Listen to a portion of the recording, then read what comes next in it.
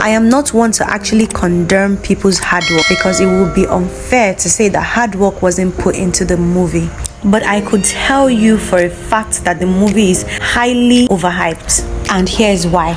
Before we move further, hello guys, welcome to my YouTube channel. My name is Bimati. If you're coming across our channel for the first time, kindly click the subscribe button and become a family. And today I'll be reviewing the movie Anikulapo. And without further ado, let's get into the business of the day. So Kunle Afolayan released another movie titled Anikulapo, and due to so many hypes it has been getting on social media, I decided to watch it. Honestly, I struggled to watch till the end. Like, I was actually bored at some point. The movie was unnecessarily long and boring, and the storyline is a one-way storyline. You remember all those Nollywood movies that you would already know the end from the beginning? Yes, this story is one of those stories. You know how they introduce other stories to attach to a storyline that makes it even more interesting to watch? This story didn't exactly have that, and the storyline was just one way, and there was not any significant plot twist. Like, there was no plot twist, there was no time I was like, wow, there was no shocker. Honestly, the movie is average, is really average, or let me say the storyline is average. Not to mention the totally unnecessary sex scene and nudity by Bimbo and ademoye in the movie. Also, the movie left us with so many unanswered questions, like what was actually the significance of the mystical bed, and what was the outcome of the main actor of the movie. Did he die, or did he wake again? This is not to belittle the hard work of Kunle Afolayan, as I will boldly say that he is a legend in the filmmaking industry in Nigeria, and have some really interesting movie that I have seen and that I reckon with. But this particular one is not one of those movies where you get the wow aha moment. Let me quickly run you guys through the storyline of the movie.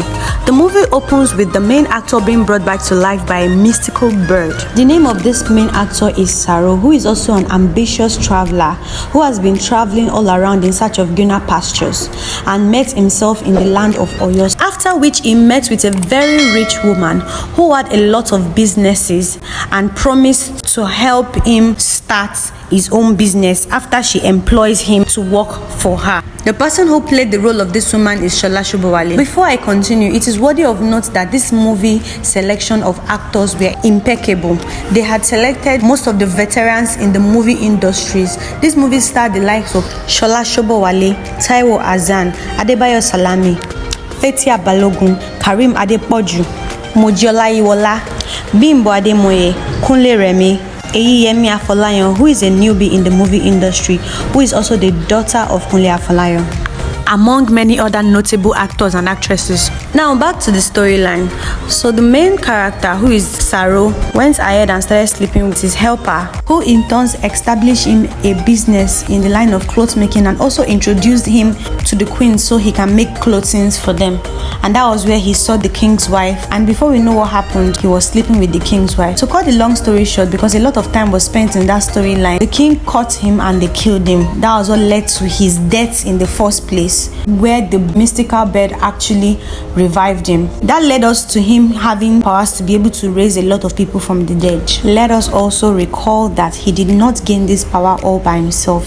He had the help of the queen, which he had fornicated with, who decided to stick by him through thick and thin, and also stole the power, the magical power from the bird, and gave it to him. Now, this is where the story gets interesting. He had the power and betrayed the queen. He started sleeping with so many women.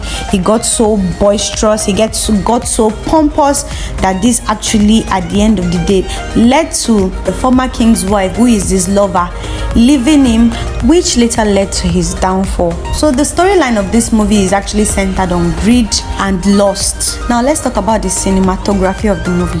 The movie looks very good, and they had really great cinematography. And another thing I love about the movie was the choice of the actors and actresses, which made it look very, very epic. Another thing I would also love to mention is the locations they use.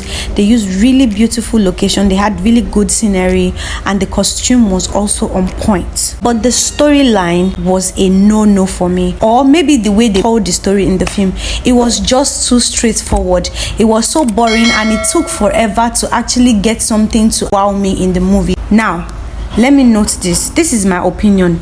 It's very, very possible that you felt something else when you watched the movie, probably your best movie. But I will also say that I have watched so many other Kunle afolayan movie, and I can say that those ones were better than this one. And the hype of this one was totally overrated. I will rate this movie an 6/10. Finally, guys, let me know your thoughts on this movie. How did you feel watching this movie? Was the movie totally worth it for you, or did you feel exactly like me? Let me know in the comment section. Please don't forget to like, comment, and subscribe to my YouTube channel, and I'll see you in my next video. Bye.